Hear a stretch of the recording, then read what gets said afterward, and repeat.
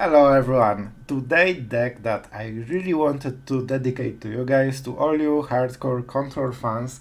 I really wanted to do this deck from some time and I didn't have enough time. So right now I have some time and I finally managed to pull it off with some brewing and stuff. And the results, man, the result blew my mind. I'm not sure. It might be one of the better versions for Dimir in the standard right now, because I played 4 games with this deck and we won all of them. And when you see the video, man, tell me if you feel those games were close. Like, honestly, tell me if you feel that there's any point like that we're in the big trouble. So yeah, this is the deck. This is definitely the deck. We will go into the deck list in a moment, but I just wanted to say, you guys, that this deck really far exceeded my expectations. And when you play it, you have this feeling for a deck, right? You feel, was it close? Was it like luck? Sometimes you play and you win, but you think, I could lose as well. With this deck, all I'm feeling is just raw freaking power, and usually you win the games before you even start like unleashing whatever you have. Like usually you lose with having like 20-30 mana plays that you wanted to do, but the enemy already is dead. So I think that's a feeling that we all really like while playing Control, and it feels like all around really balanced. So enough of the rambling, but I'm really excited for this deck, and to be honest, I think I will trickle with this, because we might have different versions with this deck and they might all be worth making video. And I know you guys like Dimir, I also do, so I really want to make more Dimir, because right now Esper is a bit more of an aggressive combination, so we need to, save the Control format for those colors. And let's go into the deck list and see what's exactly up. Okay, and we are in the deck list. So this deck is really interesting because it's a snow control version for the Dimir. It has all of the best parts from multiple decks. So basically we have like this mono black feeling of Blood on the Snow, and honestly, like I think Blood on the Snow is one of the key things that really makes this deck so powerful. Obviously it's a very good card, but the fact that you can remove the board and get something in the board that enemy has to answer instead of playing his threats. That was always the problem for Control. Like, if you are a long time Control player, you know the feeling. You sweep everything and he just replays 2 creatures, or a Planewalker like Lolth, and then you have flooded the board with spiders. And you need another sweeper, because you are still losing on the board.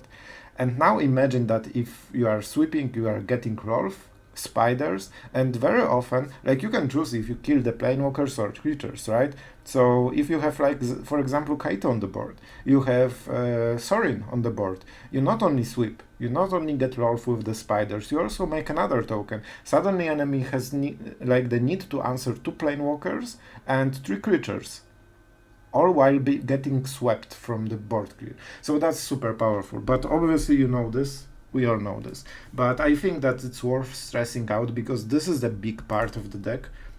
This is basically one of our main payoffs for the snow version, and we have quite we are heavy on the snow version. It's not like 5 snowlands in the deck that we long term can cast it. We actually don't have only 3 lands in a snow version. We have Takenuma, because in this deck I really think it's worth it. We also have legendary creatures like Iymrith. So it gets discount, and it has so many targets that you can very much play it blindly even, and you will most likely hit something. Hive, I feel that is necessary, because we are playing against a tenacious underdog most of the time.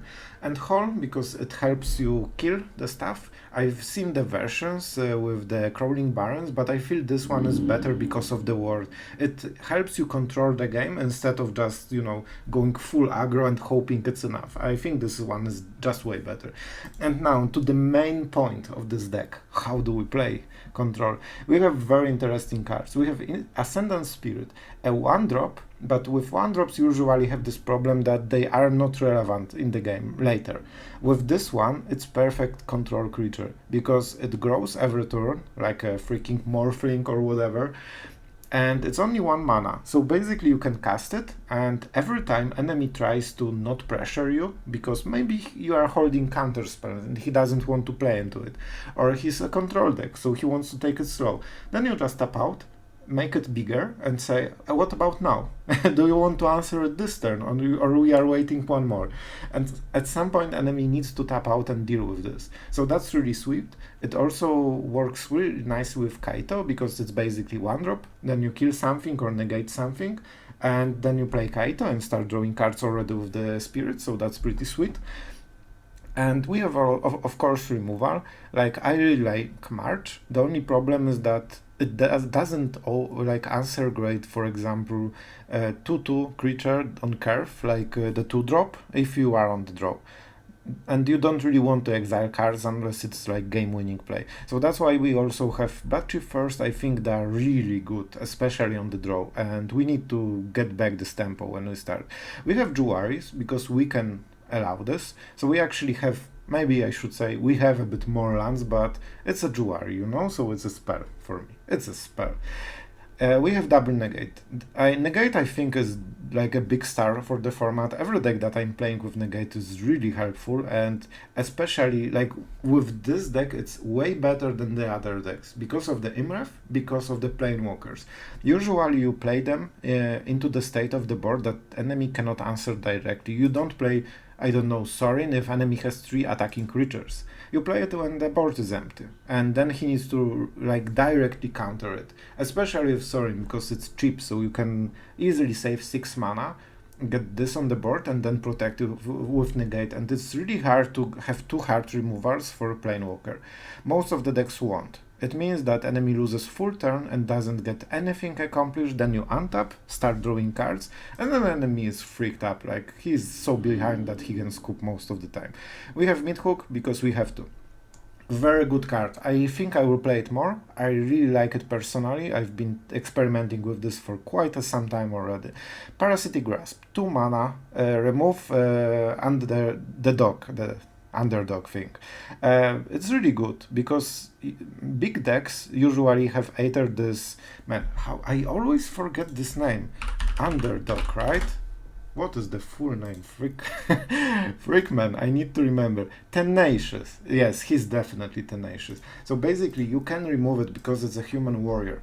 And 2 mana to answer, for example, a blitz that he paid 2 life and 4 mana. It's already pretty good. Like, usually the problem with the tenacious underdog is the fact that it kills you at the last 7 HP. And enemy is basically like losing all the tempo in order to, you know, do this last leap to finish you. On the draw side, it's not as great card. And the fact that you can answer it so easily is really helpful. You will see in one of the games also how clutch this card was. And yeah, I really think it's a very good spot for the current meta, because the other problem is mono white. And you can kill nearly everything with the discount, even with Aspirant. So sorry for the rambling, but I think this card is underappreciated quite heavily, and I really like playing with it. So it's coming, because we like countering spells, it's fun for us, not for the enemy. Soul Shatter, we have one of them, it answers Raffin on curve. That's really important. So yeah, it also kills Lolth if we have to. So, something to consider. I liked it. I think one of is okay. Memory Deluge. You can ask why we have Memory Deluge if we have Graven Lore and Iymrith and Kaito. I feel that having 4 mana get correct answer is really helpful, and in the games I've played, this was very often a card that perfectly fit the curve when we didn't really have anything to do. And it comes before the sweepers most of the time. Like if you have Meathook, you can Meathook for 3. So very often you want to invest this 1 turn into making sure that after the sweeper you are golden to win the game. So that's why you then cast it and draw cards, and you know, after the sweeper you have so much range to answer the follow-up that you win the game. And my all-stars, my favorite cards. First of all, Iymrith. I think this card is amazing. I really like playing with this. I even had like Dimir deck. I know most of you hate Alchemy. I liked it generally, but yeah, it's a different format, but it worked really well there. And I think we can translate it, so I will be experimenting with this a bit more in standard. And we have small combos with this. Fading Hope. What is the problem with Fading Hope most of the time? That it gives you negative card advantage, right? And it's not the case with Iymrith, because Iymrith draws you cards the less you have. If you are empty-handed, then you just draw more cards. What more, Iymrith is such a crazy threat. It's so hard to kill because it's 5/5 with flyer, so basically enemy cannot really attack you unless he removes it, because it always kills something from my experience. Enemy has to kill this as soon as possible, and they need to pay so much mana to do it. Usually hard removal is like between 2 and 3 mana. It means that they need to pay 6 or 7. And then you Fading Hope your Iymrith and replay it next turn. This is very good combination, because bouncing your own stuff has big disadvantage that you lose the tempo completely. Because imagine enemy pays 2 mana and you need to pay 6 mana to answer it with bounce and replaying. You are losing even if you go like equal on the cards, because enemy has some other play that you can't answer anymore. But with the ward, suddenly enemy actually falls behind in tempo. Like if he plays a 3 mana removal, he pays 7 mana and you answer it with 6 mana. So that's pretty huge, and I really like this interaction. And when you are out of cards, which to be honest with this deck doesn't really happen to me. Like this deck always has cards, and it usually has way more cards than you can cast. So yeah, you can always refill easily. And Graven Lore. In one of the games you will see how freaking relevant this scry is. Like the fact that you can scry 5 and then draw 3 cards. It's basically like Memory Deluge on steroids that is 2 mana cheaper. Because you, with Memory Deluge Flashback, you pay 7 mana to get 2 cards out of 7. And here you scry for 8 in total. Yeah, you have this awkward thing that you don't know what you draw, but basically you are scrying out of 8 cards. If you look for particular answer, it's 8 cards for 5 mana, not 7. And this is such a huge difference. I really like this card. I think it's amazing. So that's the deck. The introduction is long, but I know you are passionate about the Dimir control, because so am I, and I'm watching YouTube as well. So I love those kind of decks and those kind of videos. And I think it really deserves the spot, because the results that I've gotten with this deck are mind-blowing. I didn't think I will win every game, and you know, winning 4 games is not everything. Like you can randomly win 4 games in a row very often with most of the decks, if you are lucky. But it felt like it deserved that 4-0. It really felt like the games we dominated. And I like try this deck and tell me what you think. I really enjoyed it. It's one of my favorite decks so far, and I'll be playing it after the recording, that's for sure. So really thank you. If you like this kind of cool decks, if you like Dimir, Esper, Control and stuff like this, as always subscribe. It doesn't cost you anything, and basically you get 3 cool decks that you might like, you might not like. If you like, you have them on the spot and you can just copy them, play yourself and tell me what you think about it. So only win-win for everyone, right? Okay, and really thank you for watching. I really hope you enjoyed the games. I surely did, and I think they were pretty cool. So enjoy and thank you. Oh man, going first with Kaito always feels nice. The only thing that I would change in this hand is give myself 1 march or 1 instant removal for 2 mana. Because Negate won't be the best probably. By the way, always remember, whenever you play Hive, you will have 1 less snowland for the rest of the game. Because you play 1 land a turn, so it means you will be always 1 behind. It's not like a big problem, but something you need to remember. For example, if you wanted to play, I don't know, Blood on the Snow on Curve to get a 6 drop, you know the idea. I actually think we counter it.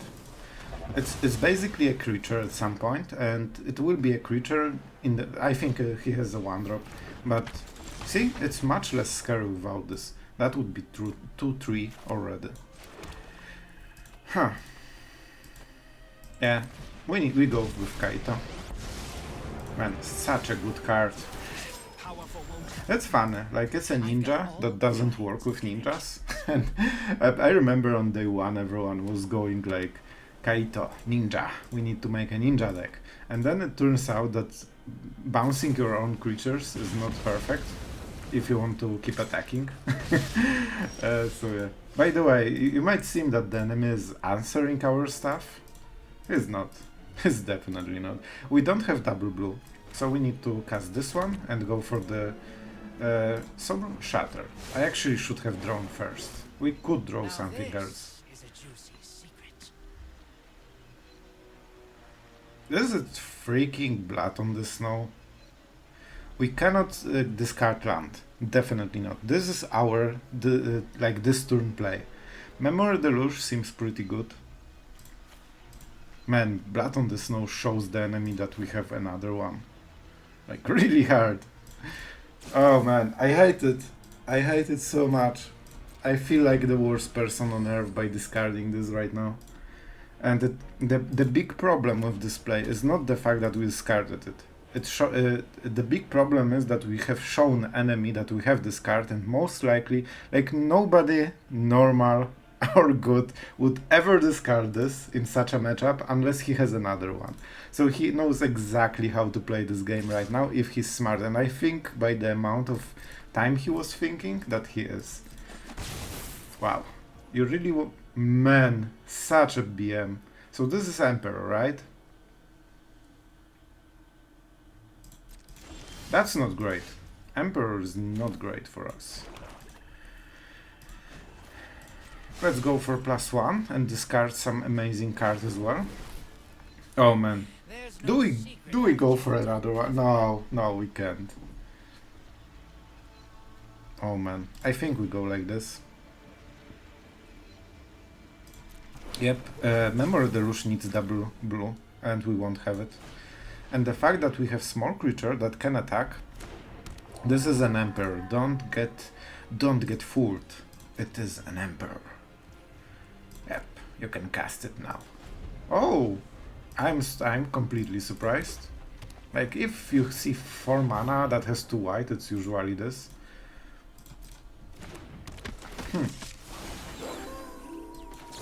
Could you discard? You need to do it in response.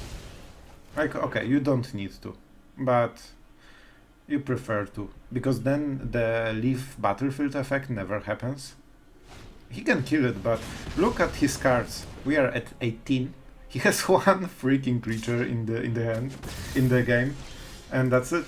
And so he will activate the den, right? That's the play. So, if the den is the play, it means that we need to have our Hive ready. Oh man, I kinda hate it. By the way, Brutal Qatar doesn't remove creatures anymore, which is sweet. Oh yes, please. Oh yes, please. Oh man, that feels so bad for him.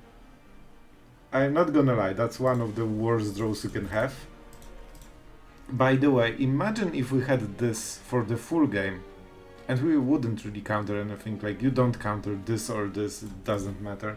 So the Negate on turn 2 was really clutch and really... Oh yes, it's activated!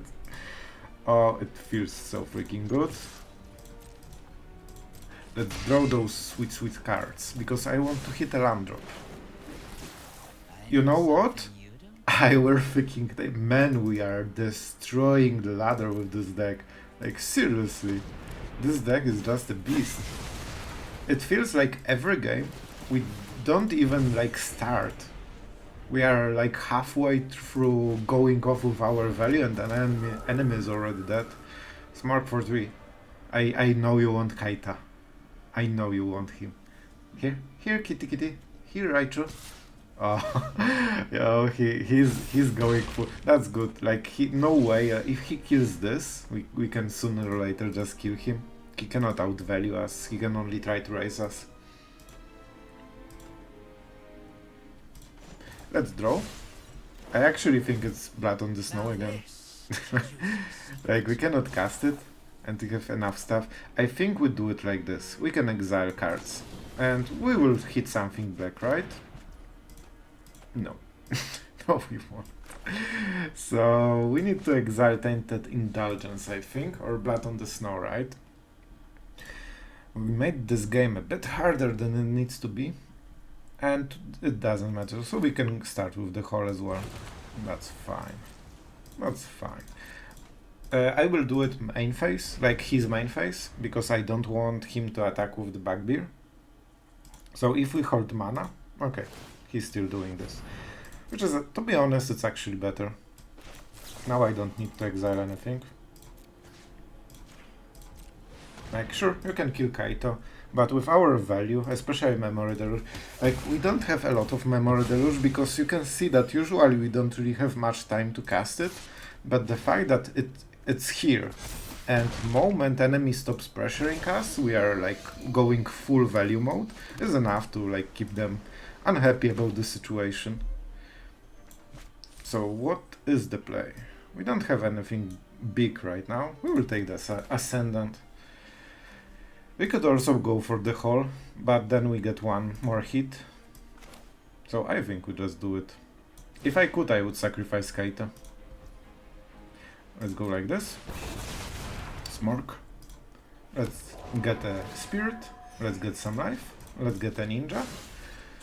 And the fact that you have Tainted Indulgence activated in this deck, I think it's relatively easy to activate. Like, even with Kaito, you can just discard stuff. Oh, you thought that you can remove something. That's cute. So we can pay 5 mana to make it 4/4. So you know what? I attack you. And what will you do? What will you do? We have 5 exactly Snowlands. Remember, this and this are not Snowlands. Nice. So, I think we go for... We actually should draw, right? Let's be responsible, Dimir Gamer. Oh man, it gets better. Like, this deck has motto, it gets better. That's how I feel while playing this deck. We can easily outward the stuff. Exactly. That's a good auto-tapper. Resolve. I will gladly pay my 3 life, my friend.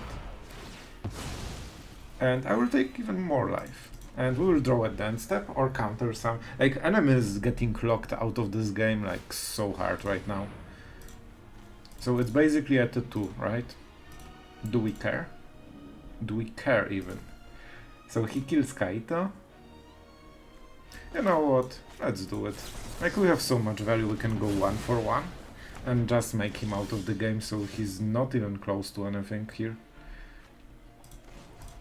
Let's do like this. So you need to be really careful about mana this deck. We leave the Snowlands because they are generally better. We play the land. We say, I pump my creature. We say, do we want this one?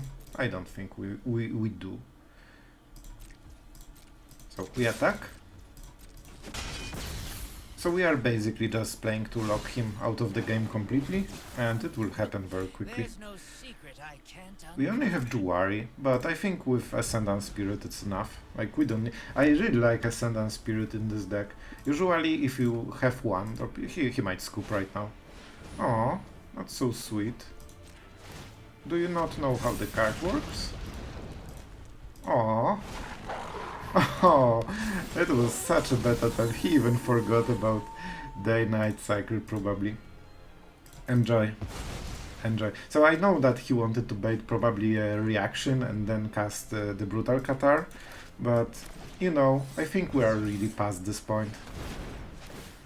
Like, let's just kill. By the way, look at the value. We have double Meathook Massacre, we have Sorin, Memory Deluge, we can draw 2 cards, we can draw with Kaito. Man, like, the amount of value that this deck has is just purely insane. It's insanity. And the enemy is still here for some reason. And you know what, let's show some domination with the land drop. We ain't no scared of you. My 1 card top decker. So basically, this 3 initiate really freaked him up. The fact that we negated this was maybe even game winning.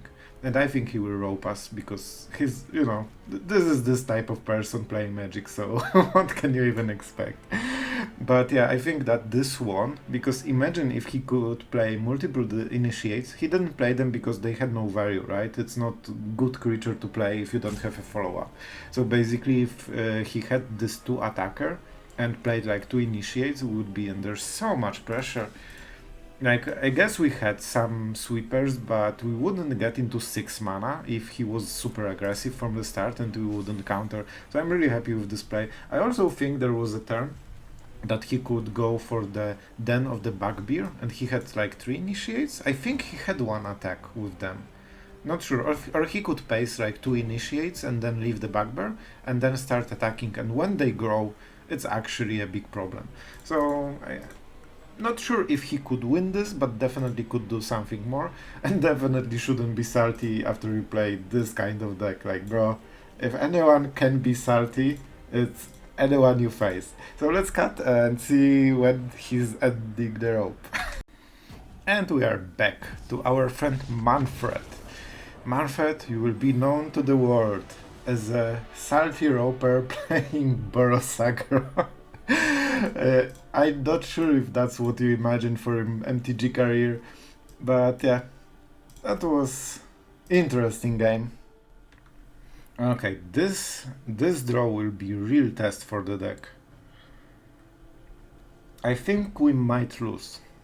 It might be a losing hand, but with double Bloodchief first and black land, I will freaking try it.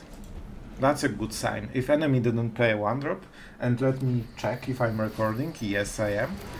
Oh yeah, oh yes. That feels so great. We even got the draw card.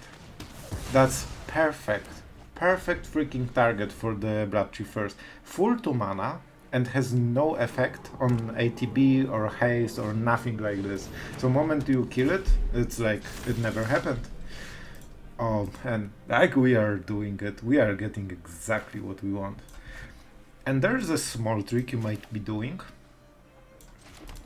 I will tell you in a second. So we are waiting for Meathook Massacre to kill all the tokens. So basically enemy... Oh yes, we are freaking Meathooking this so hard. I will tell you, don't worry. I'm just thinking about the Tainted Indulgence. So he draws 2 cards next turn, so that's a bit scary. We might need to Meathook right now. Anyway, we play this, and don't forget, don't worry, I will tell you the trick. So the trick is, and everyone knows Meathook Massacre and knows its cost. It means that if he sees you have no double black, he knows you cannot Meathook. This creates a space that he can play differently, because he can bank on the chance that you don't have the black land. So you just let him think like this, because there's no reason to give him information that you can Meathook him every single turn. And that's something that really makes a difference. I don't think he would play like this if we had double black, and he has to bank on this chance because possibly you are mana screwed and he needs to win the game because of it. So like this is really important stuff if you want to win and maximize the win rate. Okay, so doing Meathook, I don't want him to draw cards, but our next Meathook will be so much better, and we have perfect play with the Memory Deluge. So enjoy your cards for 1 turn. For 1 turn, you can feel like us. Card drawers. People that draw cards every single turn, and we are not talking about the one. By the way, look how much value we are getting. He will have no board. Oh. Okay. It's fine. It's fine. It's fine. And I'm not panic taking Fading Hope at all. Okay, so do we go for him? I think we go for Tainted Indulgence. I think 1 Iymrith. Usually it's very easy to protect. It's a very powerful card. So we could take 1 more hit, give him 1 more card, then Fading Hope the Vampire. What is the right play? I freaked up with this one because I forgot about +1. You could think that it's impossible to forget about it, but it's not. Not for me. Not for me. And we are already flooded with high costs, so that's definitely not what we need. It's still fine, and we are in very good situation. Especially that we have such mana advantage over enemy like 3 lands. If he cannot play a land drop, it's so good for us. Like, it doesn't matter how many cards he has. Do we counter this? He will draw another card, so we do. And now we we Meathook Massacre. And by the way, this card is not great. I personally don't like it. Like, it can work wondrously. If it works, but if it doesn't, it's just a 3 mana to 3 flyer that doesn't do anything at all, and you can bounce it forever. I think you wish you didn't play 3 colors, right? At this moment, he knew. Okay, so Meathook, right? Easy. Right now, enemy has no value. And what? You have empty board. You have nothing going on for you. Are you really playing a 3 mana 2/3? That does nothing. Then we just kill it, draw cards, and we are getting ahead and ahead. Okay, create 1 token truce, and a number of artifact tokens, and different names for each. Create a copy. Okay, so this will be a stuff load of stuff. And you know what? I'm pretty sure you cannot pay the word, my friend. And we are doing it like this. Yes, it's our only removal. But we need to be ahead on the board, because enemy is a bit too slow, and we have draw, and a counter spell, so we really can do a lot. We really can do a lot. Okay, so enemy is preparing for a huge turn when he duplicates everything, and we need to go into some Meathook stuff. And don't worry, we will. We freaking will. I don't think we need to play lands this turn, so let's actually not do it. Show me what you got. That will be a lot of stuff. This will be a lot of stuff, and it will trigger all the Galagritter's things. So it will grow, it will create a treasure and gain life. But you can see the issue with this card. Even if you get like super crazy combo value, oh, I think it works differently. Any number of artifact tokens and or creature tokens you control with different names. You create a copy for them. Why? Oh, tokens. Tokens is a word that matters. Man, I'm such a dummy. But honestly, it's like first time I've seen this card, so I feel a little bit justified. And you will see the power of the Graven Lore. Like, sure, do your thing, bro. This will be an issue, because in order to Meathook it, we need to kill our own Iymrith. And my little dragon, I'm sorry, but I probably will do it. Let's get this one. This one has some effect from like ATB and stuff. And we heal 1 damage, so that's nice.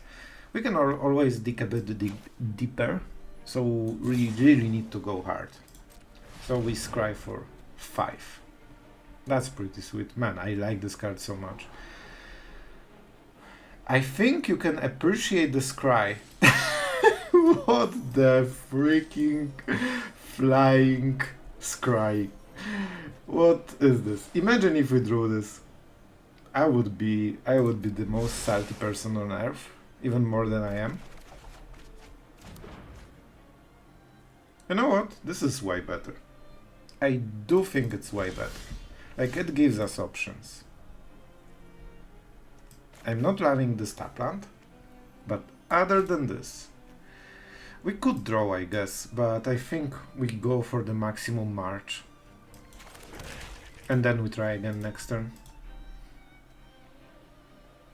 So he attacks with everything. Like, this triggers once, so he draws a card and that's it. That's not super scary. He attacks with everything. We block this one. Then we what? Use the Parasitic Grasp on one of them probably. Or we just go for super big march. And super big march is what? Like 5. So we are at 12, we killed this one, we killed this one. Yeah, easy. Easy, bro. There's one small trick that you can do with this deck, but it depends on the situation. Basically, you can exile everything in your hand that's black, and then you have little, like, not in a lot of cards, and then Iymrith does its crazy job. Do we want to counter it? Like, Jwari pretty much achieves the same thing. So this is our human that we'll target, by the way. Oh, nice, he will get rid of the...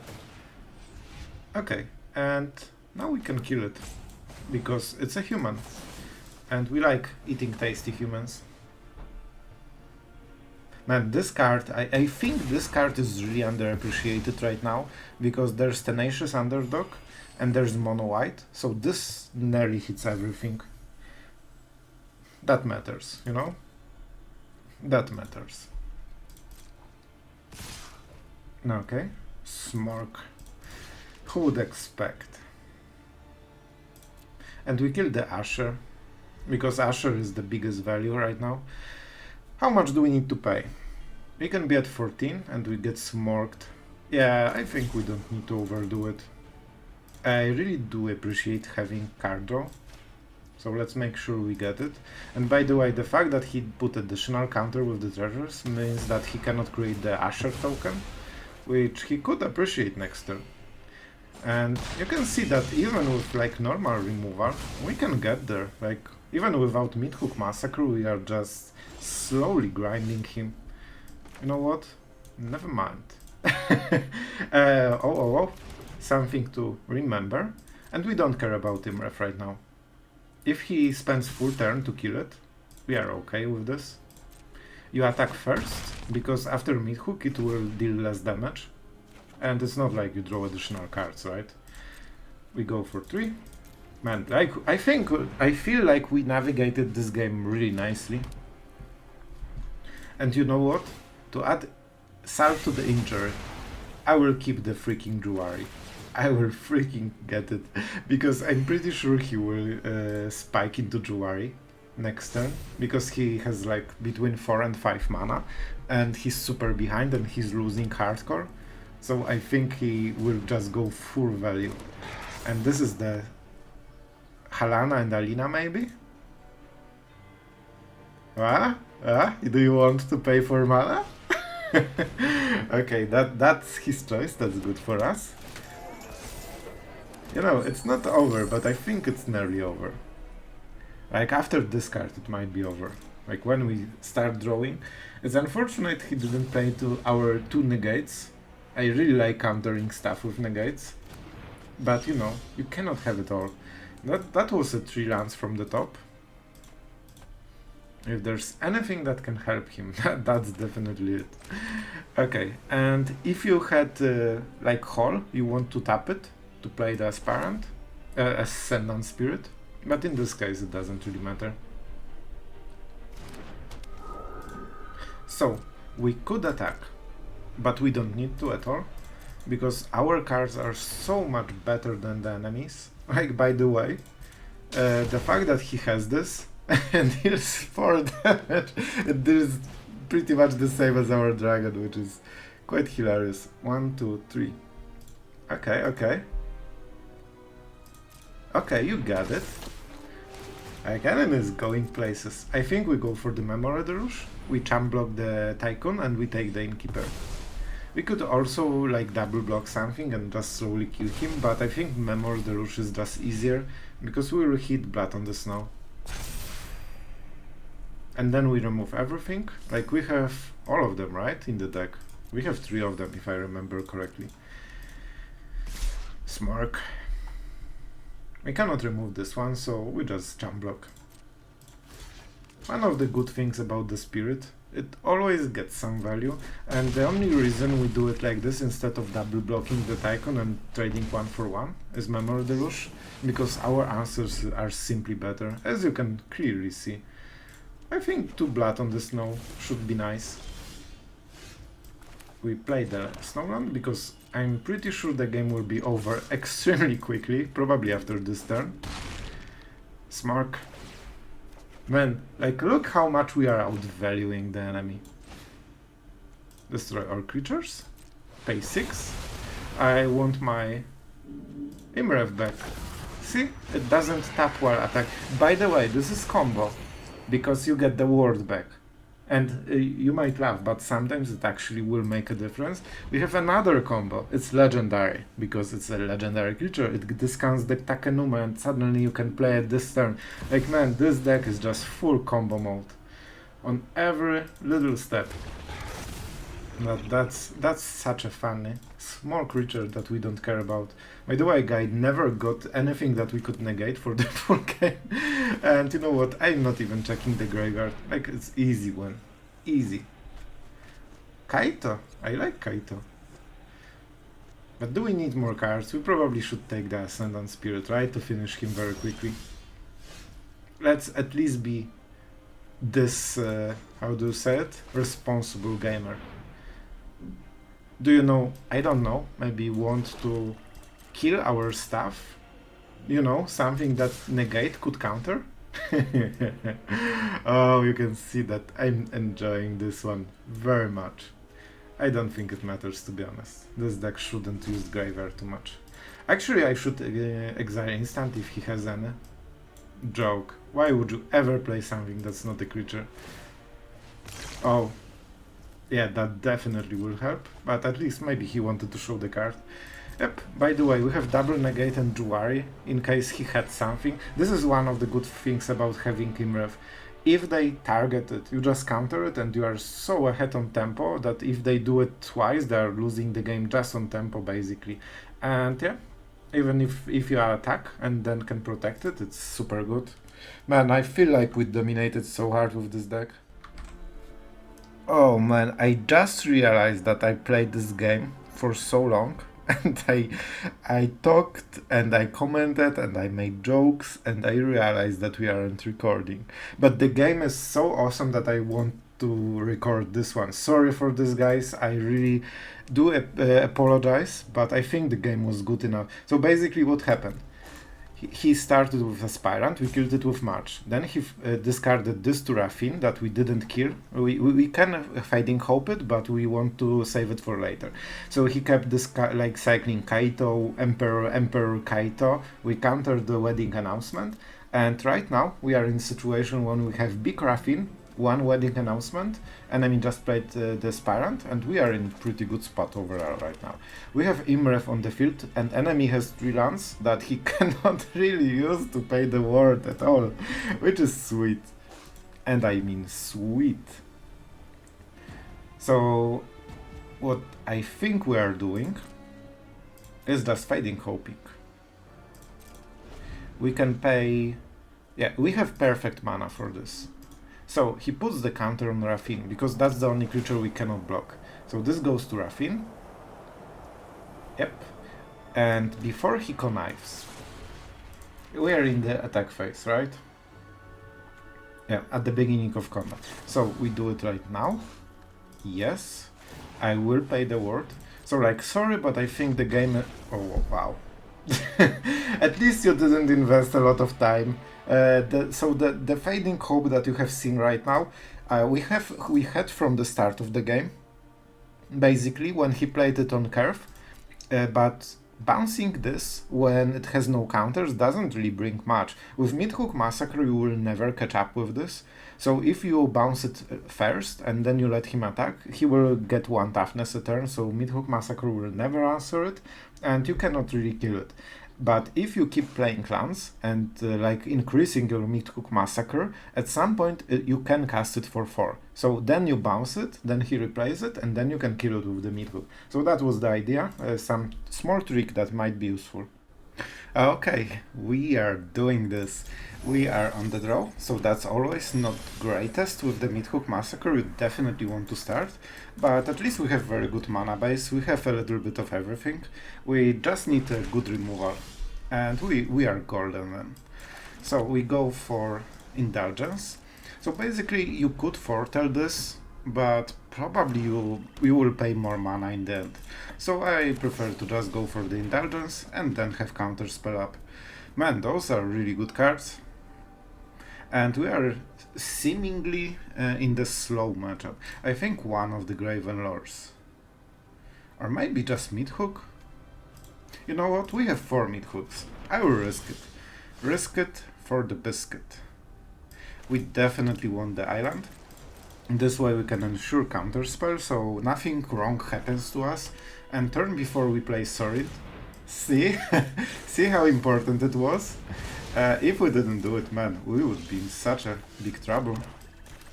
And now we have Sorin, and enemy does not. So, do we -2? Sorin is likely to die, to be honest. I think we do it like this because we have pretty much infinite value in hand. So we are not scared of losing value. And the fact that he needs to address this, it means that one of his turns will be worse. See? And right now it didn't really matter in the wrong, like, wrong direction. So basically we got additional value. We could get cards, I guess, but I think this... Look how much pressure we created. And even if he answers Lolth, each of our Planewalker does 2 in 1.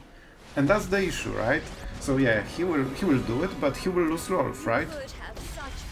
Which is pretty amazing. We actually can... Man, we can be so smart about it.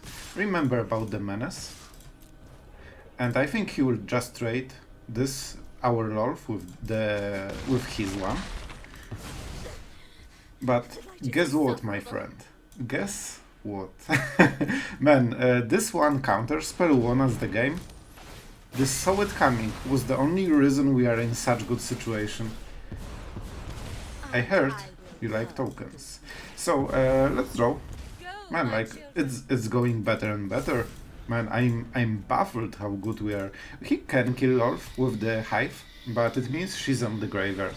Stomper, my favorite card. That's actually one of my favorite cards in New Capenna. New Capenna, sorry. It's such a fun card if you can make to 7 lands. So, let's keep drawing. Let's keep drawing. Man, like, what are we even discarding here? Believe or not, it's Memory Deluge. Like, we have so much card, and we definitely... You don't want to miss lands with this deck. So, what are we really doing with our lives? Do we go for more spiders? I think we just draw, right? That's a very good draw. My friend, that's a very good draw. This can block, so we need to be aware of it. By the way, we never attacked him outside this one vampire. It's 25 to 14. Thanks to the yeah, Meathook Massacre. I wanted to use the fancy word, but then I forgot it, and it was awkward in the end. Okay, so I think we're in extremely good spot. By the way, look at this freaking hand. We are just overflowing with value. We can go for the next 20 turns, and the enemy has 2 cards already. Like, he cannot keep up. Our poor friend just cannot keep up. Okay, you wanna see something cool? You are here for the cool stuff, right? What about this? Let's destroy Planewalkers. Let's pay a lot of stuff. It's probably not the optimal play, but tell me it isn't fun. What's best? Even if he kills everything, like Meathook nearly kills him. We can also exile something, so it's even better. We have reach, but we don't need to attack because then we give him the lifelink for no reason. So let's maybe not do it. And if he attacks and wants the lifelink, then he loses the vampire. I really am not happy with the fact that if you have the skin, like this one, it should be like the fancy one. You don't get the foil effect. Yep, enemy has this. He goes for 3, so he wants to attack with the Stomper. We could go for the Blood on the Snow, but let's be honest, it's the same as just not saving Lolth and playing this one instead next turn. Yep, so now we are even with the thingy. By the way, I think we have quite a lot of triggers. Yeah, I actually also forgot about it. Man, Lolth, such a pain. If you cannot answer her, it's just it's just ridiculous. I think he will just scoop after Blood on the Snow, And we have still double Graven Lore, in case we want to reroll. Like, we will never miss on the value. And March is very good. You can draw with this and then exile stuff for March to keep up.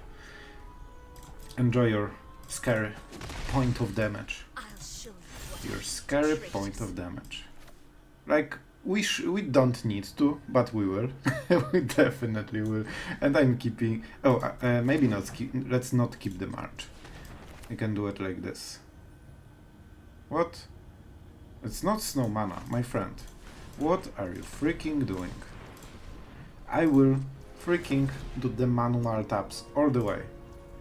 Yes? Man, I don't need... I want to pay this one.